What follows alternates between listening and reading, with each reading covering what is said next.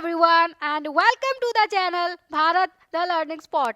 मेरा नाम है गुलजार और इस वीडियो में हम क्या पढ़ने वाले हैं। इस वीडियो में हम पढ़ेंगे स्ट्रैटेजीज फॉर प्रोक्योरिंग मटेरियल्स, यानी कि जो हड़प्पन लोग थे वो अलग अलग मटेरियल्स को कहाँ से लेकर आते थे, उनकी क्या स्ट्रैटेजीज हुआ करती थी। तो एज इज ऑब्वियस, यानी कि ये क्लियर है, ऑब्वियस है कि वैरायटी ऑफ मटेरियल्स यूज किए जाते थे क्राफ्ट प्रोडक्शन में। बिल्कुल, बहुत सारी पॉटरी, सील्स और टूल्स, बहुत सारी चीज़ें बनाई जाती थी, तो उसमें अलग अलग मटेरियल्स का यूज़ होता था। हमने स्टोन्स के कितने सारे टाइप देखे थे, है ना, कॉपर, गोल्ड और पता नहीं क्या क्या, बोन की भी बहुत सारी चीज़ें बनती थी। तो ये सारे मटेरियल्स कहाँ से आते थे? तो जो कुछ मटेरियल हैं, जैसे कि क्ले हो गया, क्ले तो लोकली अवेलेबल होता था, जहाँ पर लोग रह रहे हैं वहाँ पर तो क्ले मिल जाएगा, मिट्टी मिल जाएगी, है ना।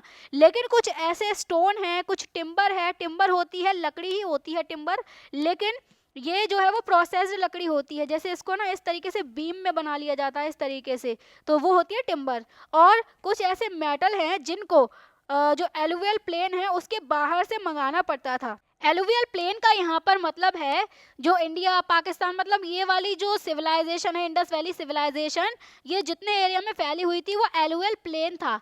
एलुवियल का मतलब सीधा सा होता है, जो नदी होती है वो मिट्टी को लेकर आई हो और वहां पर प्लेन बना दिया गया, मैदान बना दिया हो उस नदी ने, उस मिट्टी से, ठीक है, तो वो एलुवियल प्लेन होता है। तो ये पूरी सिविलाइजेशन इस प्लेन में ही तो लोकेटेड थी ना।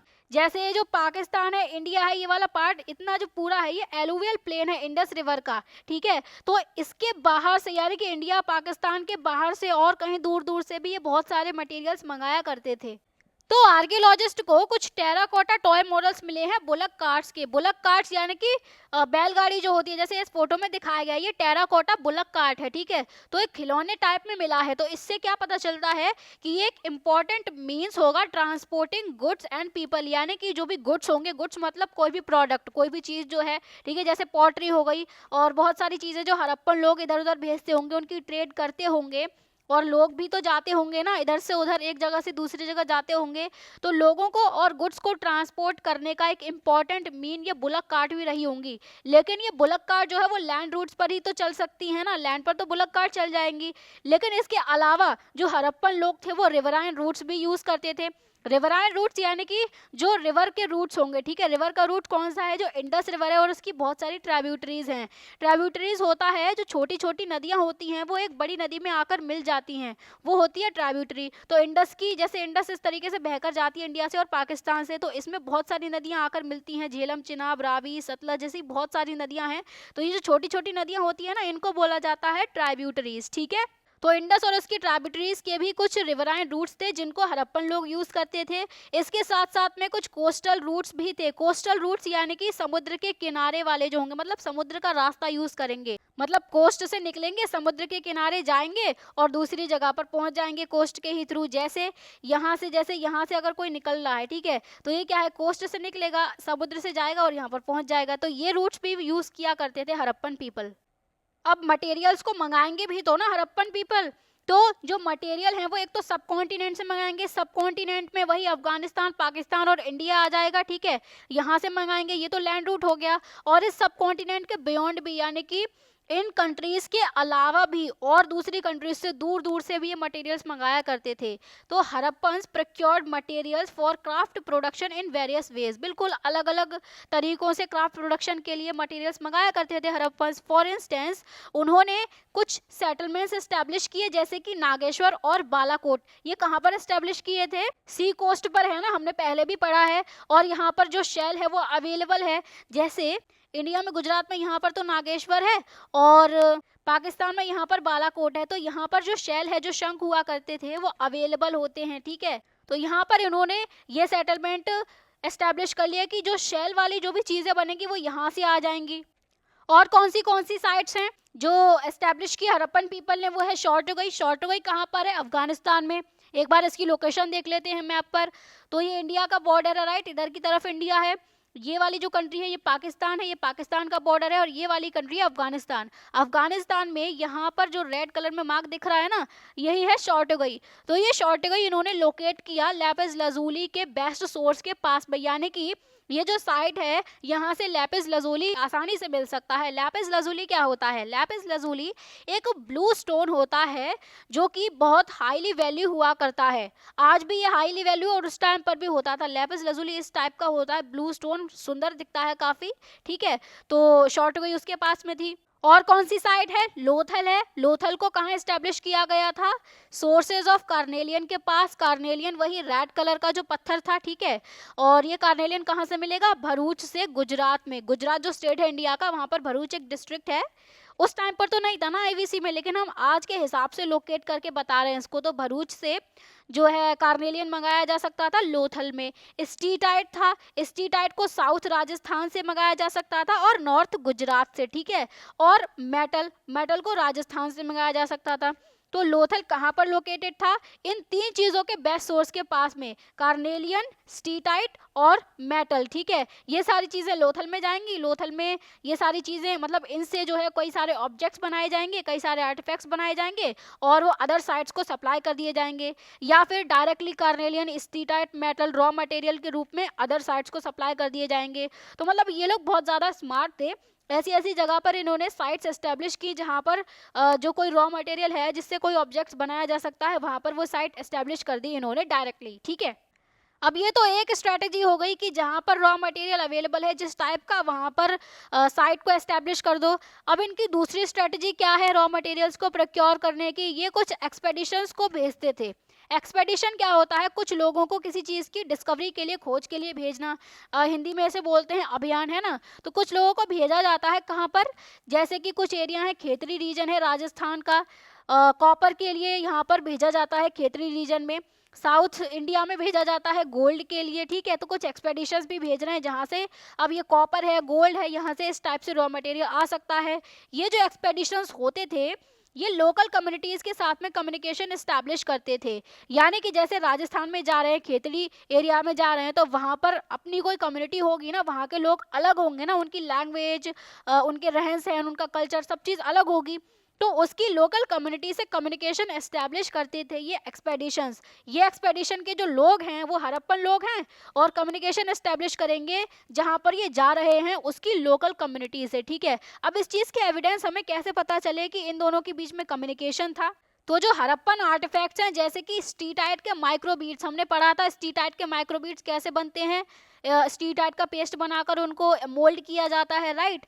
तो जो माइक्रोबीट्स हैं वो इन एरियाज में मिले हैं जहाँ पर हड़प्पन सिविलाइजेशन थी ही नहीं, वहाँ की लोकल कम्युनिटीज अलग थी। तो उन एरियाज में हड़प्पन आर्टिफैक्ट्स के मिलने का मतलब क्या है?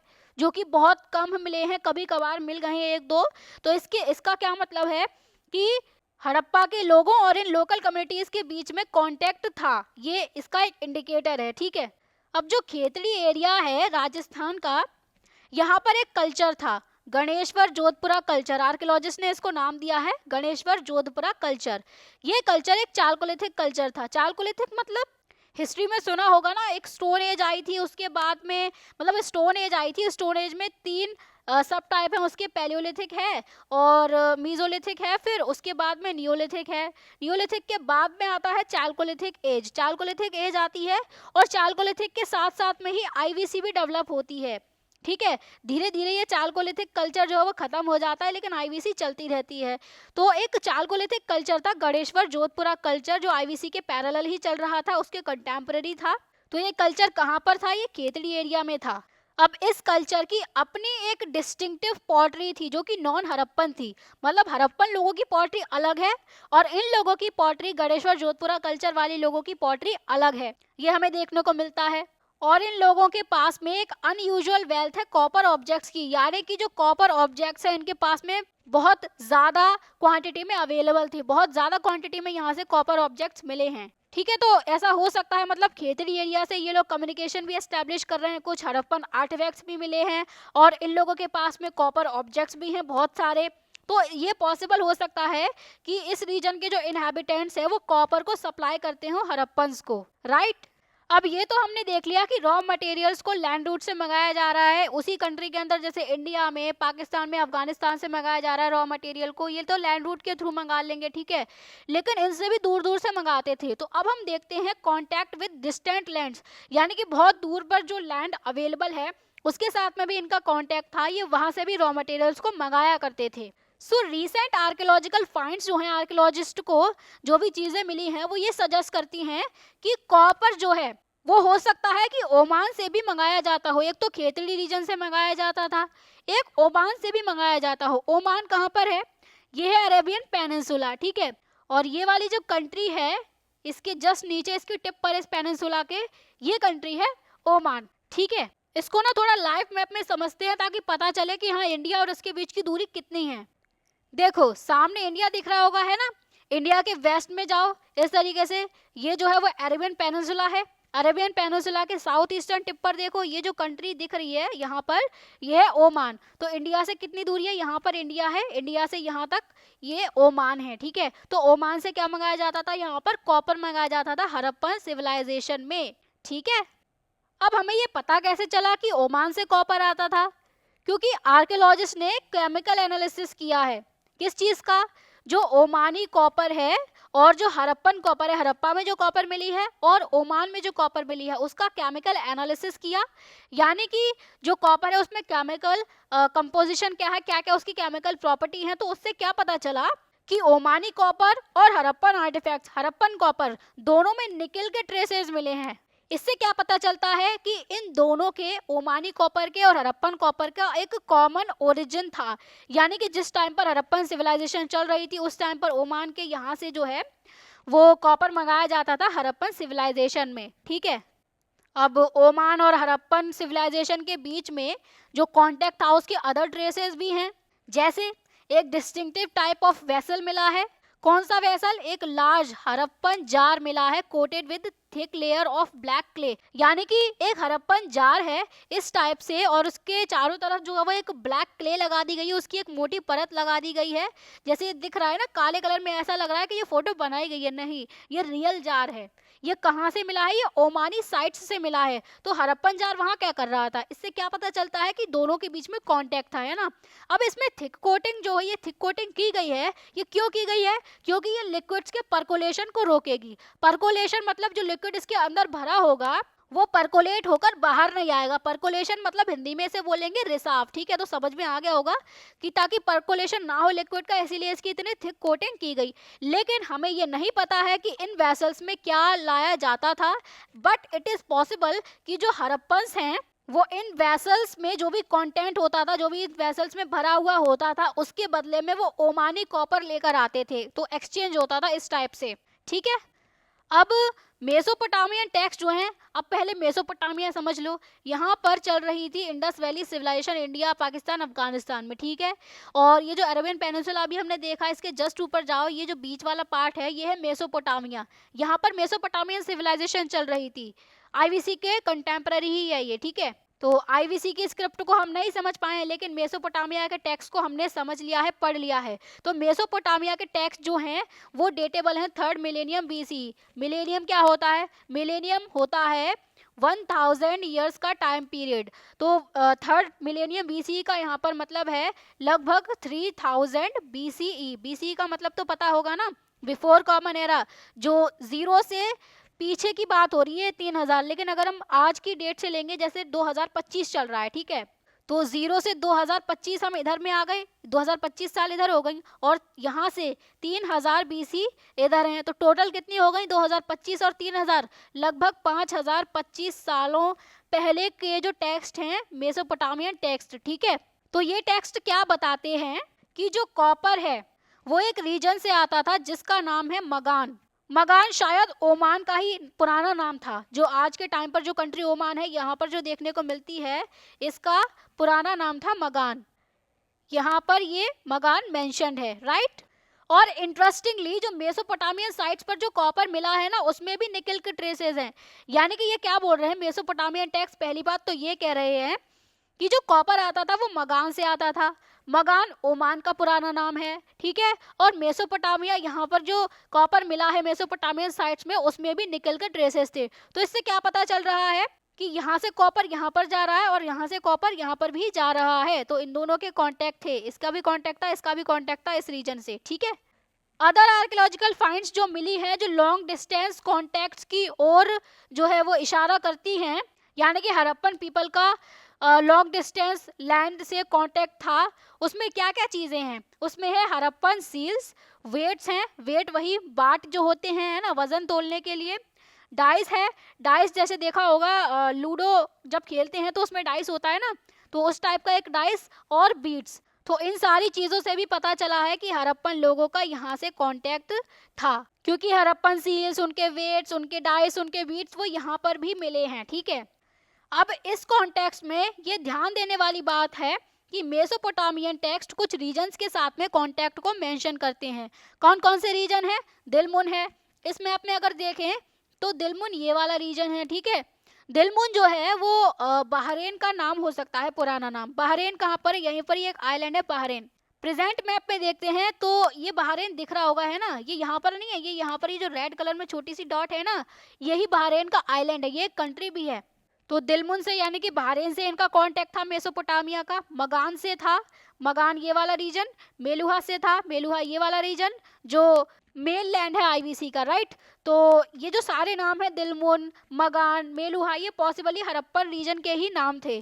तो मेसोपोटामिया इनके साथ में कांटेक्ट बताते हैं, यानी कि इनका कांटेक्ट हड़प्पन लोगों के साथ में था। मेसोपोटामियन टेक्स्ट मेंशन करते हैं मेलुहा से उनके पास में जो भी प्रोडक्ट्स आते थे उनके बारे में वो बता रहे हैं। तो कौन कौन से प्रोडक्ट आते थे? Carnelian, lapis lazuli, copper, gold and varieties of woods, यानी कि लकड़ी की कई सारी ऐसी वेराइटी थी।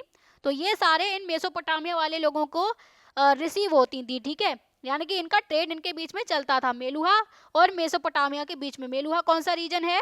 ये वाला रीजन है मेलुहा, और ये वाला रीजन है मेसोपोटामिया। इन दोनों के बीच में ट्रेड चलता था इन सारी चीजों का, कार्नेलियन का, लैपिस लाजुली का एटसेट्रा, ठीक है। एक मेसोपोटामियन मिथ है मेलुहा के बारे में, जो क्या कहता है मेलुहा के बारे में कि may your bird be the हाजा बर्ड, यानी कि आपका जो बर्ड है वो हाजा बर्ड हो, and may it's call be heard in the royal palace, और इसकी जो आवाज है जब ये आवाज करे तो वो रॉयल पैलेस में सुनाई दे। तो कुछ आर्कियोलॉजिस्ट ये सोचते हैं कि जो हाजा बर्ड है वो पीकॉक था। तो हाजा बर्ड को इसका नाम कैसे मिला? तो क्या इसे अपना नाम इसकी आवाज की वजह से मिला है? तो हम नहीं जानते कि पहली बात तो हाजा बर्ड कौन सा बर्ड था, ये तो सिर्फ आर्कियोलॉजिस्ट सोचते हैं, ठीक है। उन्होंने ये अंदाजा लगाया है, कोई ऐसा एविडेंस नहीं मिला है कि हाजा बर्ड पीकॉक ही था और इसे इसका नाम कैसे मिला। So it is likely that जो कम्युनिकेशन है ओमान के साथ में, बहरेन के साथ में और मेसोपोटामिया के साथ में, वो सी के थ्रू होता था। यानी कि इधर है इंडिया, ठीक है। तो इंडिया का जो कांटेक्ट था या आईवीसी का जो कांटेक्ट था, यहाँ पर आईवीसी है, ठीक है, इसका जो कांटेक्ट था ओमान के साथ में, बहरेन के साथ में, और यहाँ पर मेसोपोटामियन सिविलाइजेशन थी, ठीक है। तो इनके साथ में जो कांटेक्ट था वो सी के थ्रू था, यानी कि यहाँ से सी से निकलते होंगे, ओमान में आते होंगे, यहाँ से जाते होंगे, बहरेन जाते होंगे, इसी तरीके से आगे बढ़ते बढ़ते मेसोपोटामिया तक जाते होंगे, राइट। मेसोपोटामियन टेक्स्ट मेलुहा को बताते हैं कि मेलुहा एक लैंड ऑफ सी फेरर्स है, यानी कि सी फेरर्स का देश। सी फेरर्स यानी कि नाविक, जो नाव चलाने वाले होते हैं, ठीक है, उसको मेलुहा को इनका लैंड बोला गया है। तो पहली बात तो इससे पता चली कि इन लोगों के बीच में, मेसोपोटामिया और आईवीसी के बीच में सी के थ्रू कम्युनिकेशन था। दूसरा एविडेंस क्या है कि दोनों के बीच में सी कम्युनिकेशन था। शिप्स और बोट्स के डिपिक्शन मिलते हैं सील्स पर। ये फोटो है, ये एक सील की फोटो है, ठीक है। इसमें ये जो दिख रही होगी ये एक नाव बनाई गई है यहाँ पर, है ना, ये कुछ बर्ड्स भी दिख रहे होंगे। तो ये सील भी मिली है हड़प्पन सिविलाइजेशन से। इससे पता चल रहा है कि सी के थ्रू कम्युनिकेशन था दोनों के बीच में, ठीक है। अब कुछ फोटो देख लेते हैं। तो ये जो सील है ये एक सिलेंड्रिकल सील है। सिलेंड्रिकल तो समझ में आया था ना, इस टाइप से जो सिलेंडर की शेप में होती है, बेलन की शेप में होती है, तो ये वैसी तो बनी हुई है, ठीक है। तो सिलेंड्रिकल शेप है, ये मेसोपोटामिया की है, लेकिन इस पर जो हम्ड बुल मोटिफ है, यानी कि कुबड़दार, इस तरीके से कुबड़ बना हुआ है ना इस बुल पर, इसका जो फिगर है, जो मोटिफ बना हुआ है, ये इंडस रीजन से डेराइव्ड है ऐसा लगता है, क्योंकि इंडस रीजन में इंडस की जो सील मिली है हमें, आईवीसी की सील हमने स्टार्टिंग में देखी थी, ये जो सील देखी थी हमें इससे मतलब अंदाजा लगा कि ये एक बुल है, ठीक है। तो हो सकता है कि ये बुल भी इंडस रीजन से ही डेराइव्ड हो। तो इससे पता चल रहा है कि मेसोपोटामिया और हड़प्पन लोगों के बीच में कम्युनिकेशन था। ये वाली जो दिख रही है सील, ये इसको छापने के बाद में दिखाई दे रहा है, दिख रहा होगा, इसके सींग बाहर निकले हुए हैं लेकिन इसमें अंदर घुसे हुए हैं, राइट। इस तरीके से इसका मुंह है, ये बैल का मुंह है, और ये जो सन जैसा दिख रहा है कुछ, ये यहाँ पर इम्पेक्टेड है, ठीक है। अब दूसरी सील देखें तो ये वाली जो राउंड पर्शियन गल्फ सील है, पर्शियन गल्फ वाला रीजन कौन सा है पहले वो देख लेते हैं। तो ये जो रीजन दिख रहा है ना, ये वाला, ये पूरा समुद्र है, ठीक है। तो इसको बोलते हैं, ये जो ग्रीन कलर में मैंने हाईलाइट किया है, ये पर्शियन गल्फ है, ठीक है। तो पर्शियन गल्फ के आसपास में ये रीजन है ना सारे, ये वाले जो भी हैं। उस टाइम पे तो यहाँ पर मेसोपोटामिया था, यहाँ पर दिलमोन, कहीं पर मगान है, ठीक है। तो राउंड पर्शियन गल्फ सील जो है, जो बहरीन से मिली है, बहरीन कंट्री मैंने दिखाई थी जो आइलैंड है, ठीक है, वहां से सील मिली है ये वाली, और इसमें जो है वो हड़प्पन मोटिव्स बने हुए हैं। एंड इंटरेस्टिंगली जो लोकल दिलमुन वेट्स जो हैं, दिलमुन वाला रीजन ये वाला जो है, यहाँ पर जो वेट्स मिले हैं वो हड़प्पन स्टैंडर्ड को फॉलो करते हैं। हड़प्पन स्टैंडर्ड यानी कि जिस टाइप के हड़प्पा में जो वेट्स मिले हैं, जितने बड़े जो उनका रेशियो है, उसी टाइप के जो वेट्स हैं वो बहरीन से मिले हैं, वो दिलमुन से मिले हैं। तो इससे भी पता चल रहा है कि दिलमुन के बीच में और हड़प्पन पीपल के बीच में कांटेक्ट था, राइट। ये जो हड़प्पन सील है, यहाँ पर जो एनिमल बना हुआ है, इसका मोटिव इसी टाइप से तो दिख रहा है ना, इसका ये बुल टाइप में कुछ दिख रहा है, ऐसा लग रहा है कि यहाँ पर भी सींग निकला हुआ है, बिल्कुल सेम लग रहे हैं दोनों। और यहाँ पर कोई स्क्रिप्ट है, यहाँ पर भी एक स्क्रिप्ट लिखी हुई है, राइट। तो ये वाली जो सील है ये आईवीसी की है, लेकिन ये वाली कहाँ से मिली है, ये बहरीन से मिली है, पर्शियन गल्फ एरिया से मिली है, ठीक है। तो चलिए इसी के साथ करते हैं वीडियो को समाप्त, मिलते हैं अगले वीडियो में, तब तक के लिए bye bye, take care and keep learning.